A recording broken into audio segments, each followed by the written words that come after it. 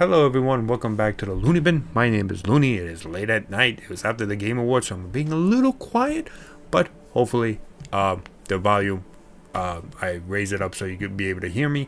But I wanted to create this video as soon as the Game Awards was over because there's a lot of discussion about a lot of things that happen in the Game Awards. It's not about Final Fantasy VII Rebirth not winning. It's perfectly fine. I'm not upset about that.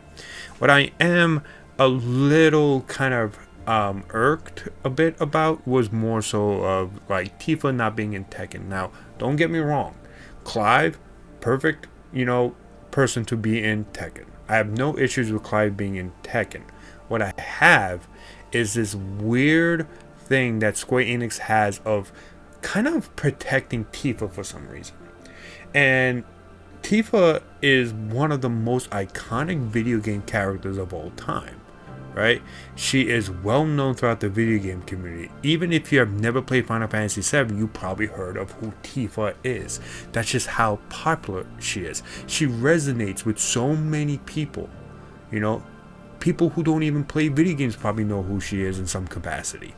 They know because that's how iconic Tifa is. And for some strange reason, Square Enix is not putting her into other games, crossovers, really not doing anything with her character, and it's very strange. Now, I'm gonna try to digest this in some sort of capacity and try to figure out why this is the case, but I do not know the real reason why. All I can do is just assume based off everything that we have seen and why Tifa is not necessarily always in any other game such as Tekken, which so many people have been clamoring for years, and I'm sure Harada has been trying to get that to happen. But why would it be the case that despite how respected Harada is within the gaming community, why hasn't Tifa at all been introduced in Tekken? Right? The only two reasons I could think that really would explain why is, one, Tifa is very expensive. I'm sure Tifa as an IP to, rent, loan, be used in another game is freaking expensive. You could say the same thing about Cloud and Sephiroth. So why would Cloud and Sephiroth be able to be in Smash Brothers? Well, you have to also understand, Sakurai is a really well-respected individual in the gaming community. He also has Nintendo money. Harada has Bandai money, which is nothing compared to Nintendo money. Let's just face the facts on that, right? But also, Sakurai has showcased so much love for video games with Smash Brothers to the point that he literally creates or brings in guest characters and celebrates them in ways that you just wouldn't believe that other developers will be able to do. It's not that they don't respect these characters, it's just that Sakurai puts and showcases his love by using those characters in Smash Brothers and giving them and celebrate their lore, their game, their IP as video game icons. That is why I believe Cloud and Sephiroth would easily, well, not easily, I'm sure there's a lot of logistic issues that came with it, but was able to get into Smash Brothers. With Tifa, I feel like it's such a different scenario, and the reason for that is for the second reason why I think they don't give her out to crossover games, and that is because they want to protect her. It seems like they're very protective of Tifa. Nomura probably is very protective of Tifa. It's essentially, I think, one of his favorite characters he has ever designed. Yet it just doesn't make any sense that they wouldn't, have her in other games. I don't even recall a game where she is like a guest character for something. It doesn't seem like it's a fighting game issue because she is in Dissidia, right? But I think one of the major issues with her in Dissidia that is different from her being in Tekken is that Square Enix owns Dissidia. Dissidia is a Square Enix game, so they believe that they know how to handle Tifa in a fighting game aspect, right?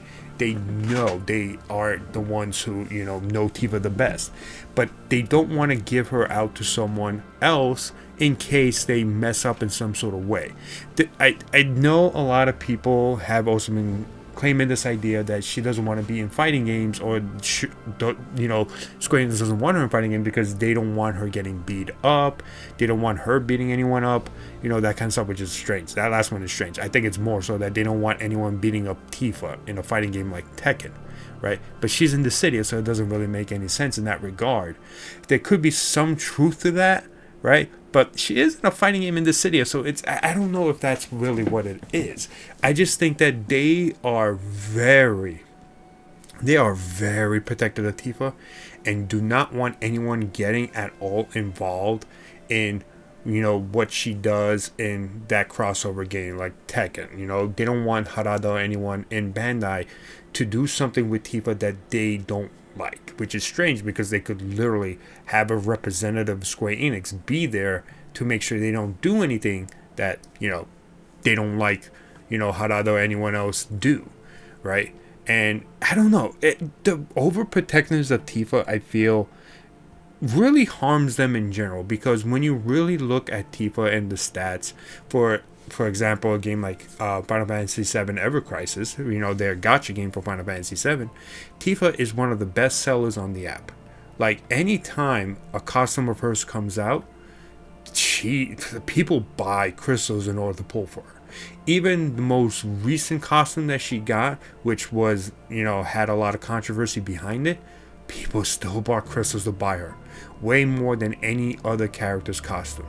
That's how popular she is. That's how much money you could literally make by putting her in other games, advertising her in a much grander scale. Yet Square Enix doesn't do it.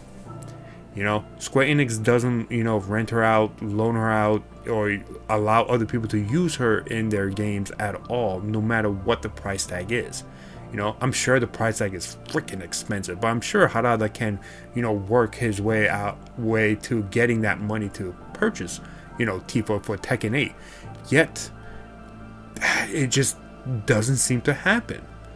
And this is, I think, a big issue with Square Enix in general. Not that Harada isn't trying, but I think it's just Square Enix in general. They're very overprotective of Tifa, right? She's like their daughter that they don't want her to marry anyone until she's 60. That kind of stuff that you see in these old comedy sitcoms, about a very overprotective dad. It's so bizarre to me.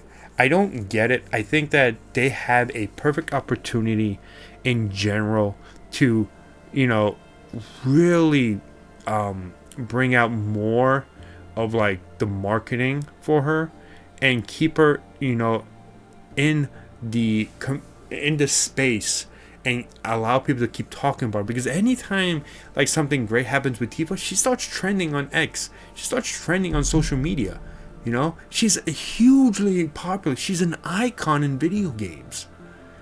It's just strange that they don't take advantage of it. And I don't know why. I don't think anyone knows why. All we could do is just assume and try to guess why. It's so baffling to me.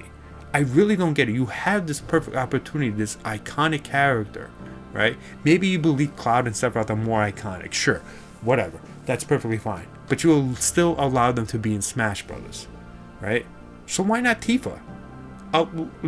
Let her cross over in games. If you need someone, hell, send Nomura to make sure that the way Tifa is handled by whatever game you allow her to cross over with is done well.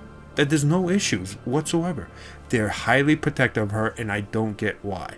Yes, money could be definitely an issue, but it's definitely some sort of overprotectiveness, and it's so weird. It is by far so weird. And they also seem to not do it in terms of marketing aspects, specifically for Final Fantasy VII Rebirth.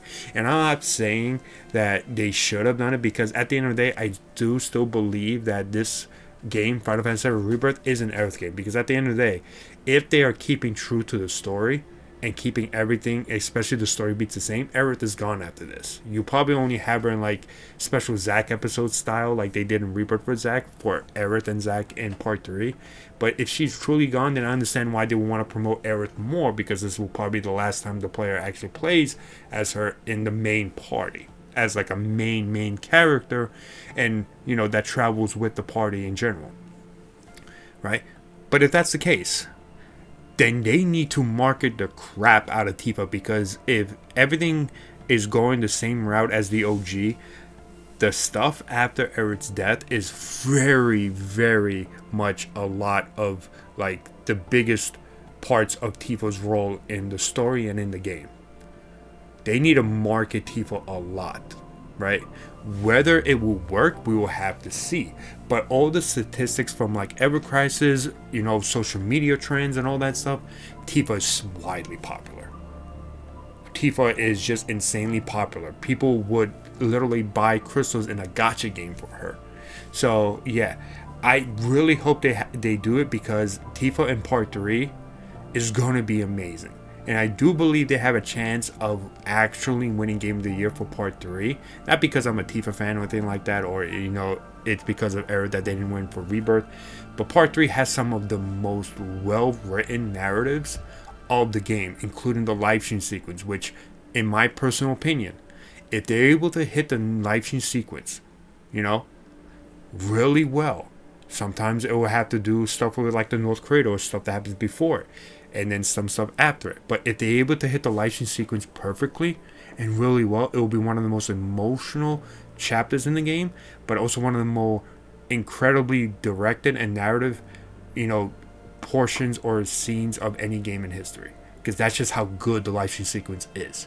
If it hits well, if it hits all the markers, if it just over exceeds our expectations, you could claim that that scene alone allows Final Fantasy VII Rebirth to get that, not Final Fantasy VII Rebirth, but Part 3 of Final Fantasy VII Remake Project to really, really shine better than Remake and Rebirth, and really, and more possibly give them Game of the Year. I truly believe that. We will see what happens, but I feel that Square Enix really is overprotective of her. I hope they understand that they should, like, I get it being overprotective of a character, but they should really, you know, slowly ease their way into marketing her better, put her into other games, crossover. If you need someone to be there, do it. But at the end of the day, I think Tifa is by far an iconic character, and she needs to shine in other games. Get more people invested in, you know, Final Fantasy VII Rebirth, and Tifa is definitely one of those characters, you know, that definitely can, right? And I know what some people are going to say because of, you know, Tifa's appearance. I get it. You know, it's the whole thing with why a lot of people think that the only reason why I want Tifa in Tekken 8 is because, you know, we're gooners or something like that. I know those reasons. But if you really play the games, you understand and love Tifa's character way more and think way more of her than just that. And I think if they're able to market her well, put her into other games, and, you know, showcase that that's not the case, more people will see Tifa, and more people will purchase Part 3 and realize just how good of a character she is, but how well she can be marketable wise. So we'll see what happens. And yeah, thank you so much for watching me rant a little bit about the whole Tifa situation. It was just one of those weird things that just feels like it just doesn't make any sense that Tifa's not in Tekken 8. It was like one of those mind-boggling things I saw while watching the Game Awards. So yeah, thank you so much. I'll see you guys next time, and stay happy. Bye-bye.